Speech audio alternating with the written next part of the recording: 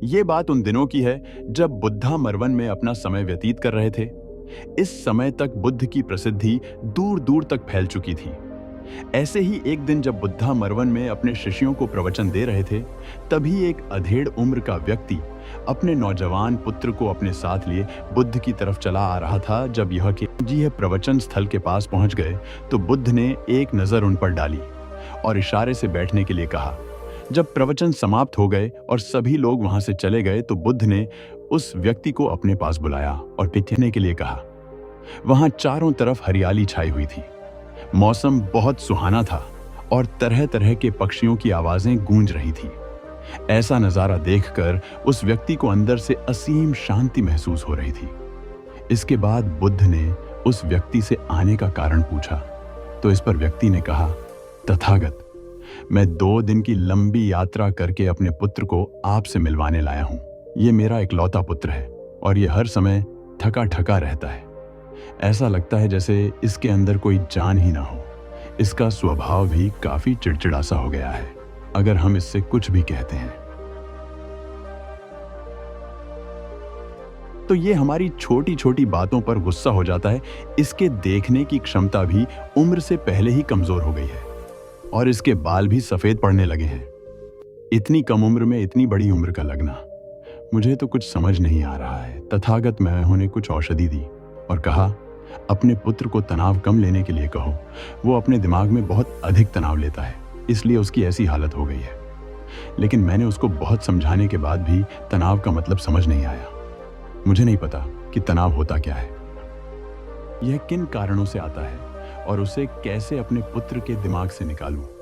लेकिन मुझे सबसे पहले तो यह समझना है कि तनाव होता क्या है। इसलिए तथागत, मैं आपके पात्र के दिमाग से निकालूं, लेकिन मुझे सबसे पहले तो यह समझना है कि तनाव होता क्या है। इसीलिए तथागत, मैं आपके पास आया हूं। कृपया आप मेरी समस्या का समाधान कीजिए। यह सुन बुद्ध उसके पुत्र को बड़े ध्यान से देखते हैं, उसके चेहरे को देखते हैं, उसकी आंखों को देखते हैं और फिर उसके हाथों की नब्ज को भी देखते हैं। यह सारी विधि करने के पश्चात बुद्ध उस व्यक्ति से कहते हैं कि तनाव लेना तो कोई नहीं चाहता, लेकिन फिर भी यह तनाव लोगों के दिमाग को दीमक की तरह पकड़ लेता है और व्यक्ति जान भी नहीं पाता है कि वह तनाव में जी रहा है। लेकिन अगर व्यक्ति तनाव के कारणों को अच्छे से समझ लेता है और तनाव के बारे में कोई ऐसा पैमाना बना लेता है जिससे वह जान सके कि वह कितने तनाव में है, तो वह इस समस्या का समाधान भी खोज सकता है। सबसे पहले तो तुम ये समझो कि तनाव होता क्या है। जब भी कोई व्यक्ति कोई काम कर रहा होता है लेकिन उसका मन कहीं दूर भटक रहा होता है, तनाव में होता है, तो उसके शरीर और मन के बीच एक दूरी पैदा हो जाती है। यह दूरी जितनी अधिक होगी, व्यक्ति उतनी ही ज्यादा बेहोशी की अवस्था में होता है और शरीर व मन के बीच की इसी दूरी और खिंचाव को तनाव कहा जाता है। आखिर कोई पसंदीदा खेल खेलने के बाद व्यक्ति चुस्ती और प्रसन्नता से क्यों भर जाता है, जबकि उसने तो अपने शरीर को थकाया है। लेकिन समझने वाली बात यह है कि खेलते समय मन और शरीर एक साथ पूरी तरह से उस खेल में केंद्रित होते हैं, जिससे शरीर और मन के बीच दूरी पैदा नहीं होती और कोई तनाव पैदा नहीं होता। और अगर दिमाग में कोई तनाव था तो वो भी दूर हो जाता है। लेकिन इसके विपरीत, जब हम कोई ऐसा काम करते हैं जो हमें पसंद नहीं है, तो हमारा शरीर तो उस काम को कर रहा होता है, लेकिन हमारा मन कहीं दूर कल्पनाओं में भटक रहा होता है, जिससे शरीर और मन के बीच एक दूरी पैदा हो गई और तनाव ने जन्म ले लिया। इसीलिए व्यक्ति को एक समय पर सिर्फ एक ही काम करना चाहिए और अपने तन और मन की सारी शक्ति उसी एक काम पर लगा देनी चाहिए, जिससे व्यक्ति के अंदर तनाव पैदा ही ना हो। इसके बाद बुद्ध ने कहा, तनाव पैदा होने के मुख्य 8 कारण होते हैं और जिसने इन कारणों को समझ लिया वो जीवन भर तनाव मुक्त रह सकता है। मुख्य कारणों में सबसे पहला कारण है अति महत्वाकांक्षी होना। महत्वाकांक्षी होना अच्छी बात है, लेकिन क्या कभी आपने इस बात पर ध्यान दिया है कि इंसान के लक्ष्य कभी पूरे ही नहीं होते हैं। उसका एक लक्ष्य पूरा हुआ नहीं कि वह दूसरे की तरफ भागने लगता है, दूसरा पूरा हुआ तो तीसरे की तरफ, और इस तरीके से वो अपने लक्ष्यों को पाने के लिए जिंदगी भर गोल गोल घूमता रहता है। इसीलिए जो व्यक्ति अति महत्वाकांक्षी होता है, जिसने बड़े बड़े लक्ष्य बनाए होते हैं, वह वर्तमान में कभी रह नहीं पाता है। उसका मन सदैव भविष्य की योजनाएं बनाने में ही व्यस्त रहता है। उसका शरीर तो वर्तमान में रहता है, लेकिन मन भविष्य में ही रहता है। जिससे मन और शरीर के बीच दूरी पैदा हो जाती है और वह तनाव भरी जिंदगी जीने लगता है। बुद्ध के मुंह से यह बात सुन उस लड़के ने कहा, है बुद्ध, तो फिर इसका मतलब है कि हमें लक्ष्य नहीं बनाना चाहिए, क्योंकि लक्ष्य बनाना भी तो महत्वाकांक्षा ही है। इस पर बुद्ध ने कहा, जीवन में लक्ष्य बनाना कोई गलत बात नहीं है, लेकिन समस्या तब उत्पन्न होती है जब वो अपना पूरा ध्यान उस लक्ष्य से मिलने वाले परिणाम पर ही लगा देते हैं और उसके परिणाम की चिंता करते रहते हैं। व्यक्ति को वर्तमान में जीना आना चाहिए। आप लक्ष्य बनाइए और उस लक्ष्य की प्राप्ति के लिए कड़ी मेहनत करिए, लेकिन साथ ही साथ आपको इस बात का भी ज्ञान होना चाहिए कि आप अभी वर्तमान में जी रहे हैं और वर्तमान ही सत्य है। बुद्ध ने आगे कहा, तनाव का दूसरा सबसे बड़ा कारण है ईर्ष्या करना है। जब व्यक्ति ईर्ष्या और जलन से भर जाता है तो उसका मन अंदर से सड़ने लगता है। ईर्ष्या एक आंतरिक घाव है। आंतरिक घाव यानी मन का घाव।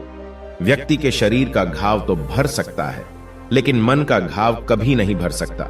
इसीलिए व्यक्ति को दूसरे की खुशी और तरक्की से कभी ईर्ष्या नहीं करनी चाहिए, क्योंकि ईर्ष्या तनाव का कारण है।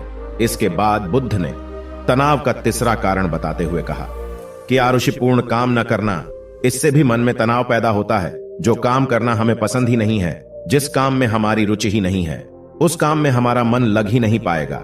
हमारा शरीर तो वहीं बैठा रहेगा, लेकिन हमारा मन कल्पनाओं की उड़ान भरेगा, जिससे शरीर और मन के बीच दूरी पैदा हो जाती है और व्यक्ति तनावग्रस्त हो जाता है। इसीलिए इंसान को हमेशा अपनी रुचि के अनुसार ही कार्य करना चाहिए। अगर व्यक्ति ने यह पता कर लिया कि उसे कौन सा काम करना पसंद है और वो उसी काम को अपने जीवन का लक्ष्य बना लेता है, तो फिर वो काम उसके लिए काम नहीं बल्कि एक खेल बन जाता है। फिर बुद्ध ने कहा, तनाव का चौथा कारण होता है किसी दूसरे से अच्छा रखना।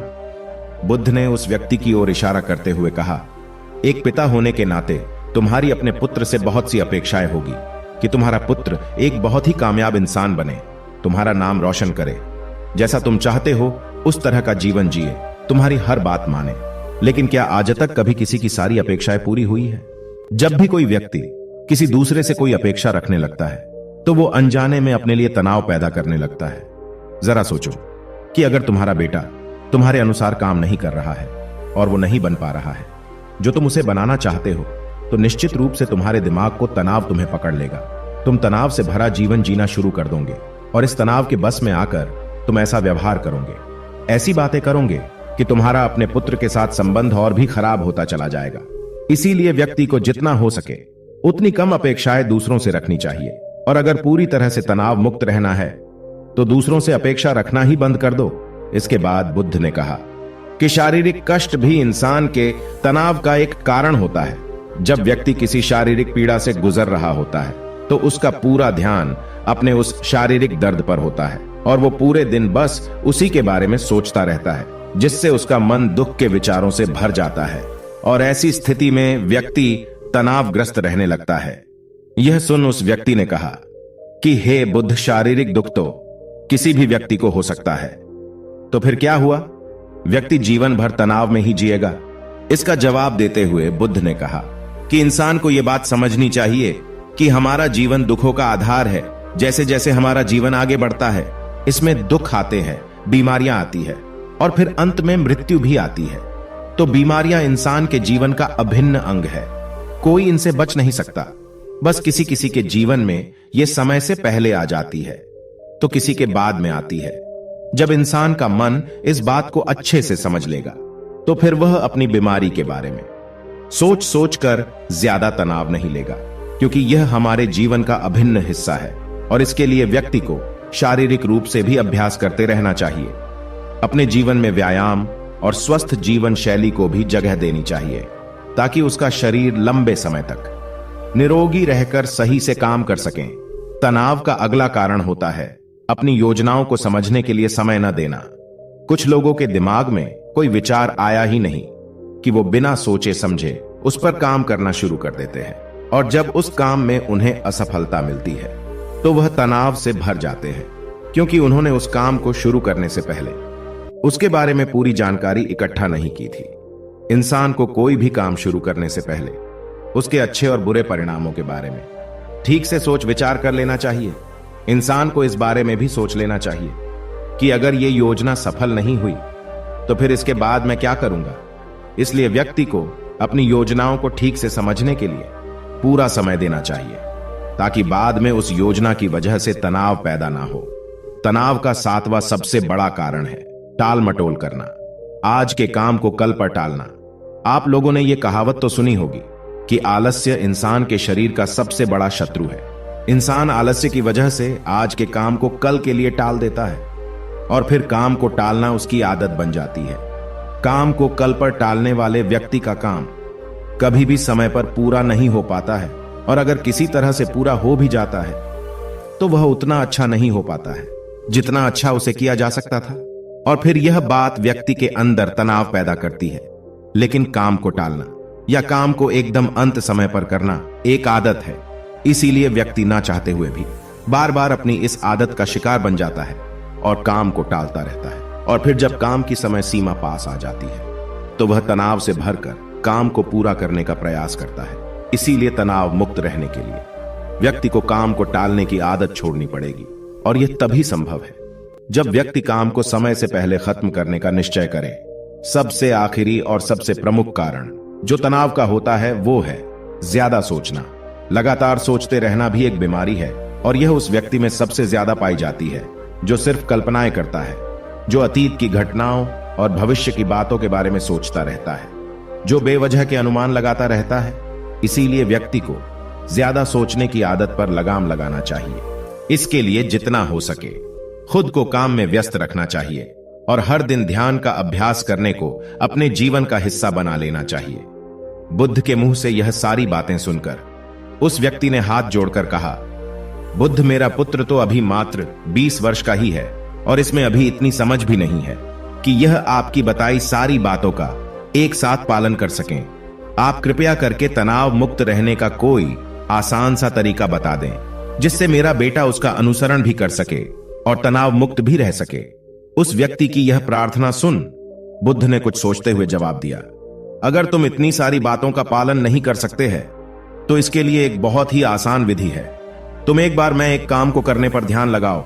जो भी काम कर रहे हो उस समय पर सिर्फ उसी काम को करो, सिर्फ उस पर ही अपना पूरा ध्यान लगाओ। और अगर तुम्हारा मन इधर उधर भटक जाता है तो जैसे ही तुम्हें याद आए उसे वापस फिर उसी काम में लगा दो। यह सबसे आसान और अच्छा तरीका है तनाव मुक्त रहने का। जब तुम भोजन करो तो उस समय सिर्फ भोजन ही करो, उसके पूरे स्वाद का आनंद लो, उसका अनुभव करो। जब चलो तब अपना पूरा ध्यान सिर्फ चलने में ही लगा दो। इससे तुम्हारा मन और तुम्हारा शरीर दोनों एक जगह पर केंद्रित रहेंगे, दोनों के बीच दूरी पैदा नहीं होगी, जो कि तनाव का मुख्य कारण होती है। इसीलिए जहां तक संभव हो सके एक समय पर सिर्फ एक ही काम करने का प्रयास करें, वो भी पूरे ध्यान के साथ। दोस्तों, आशा करता हूं कि आपको इस कहानी से काफी कुछ सीखने को मिला होगा। धन्यवाद।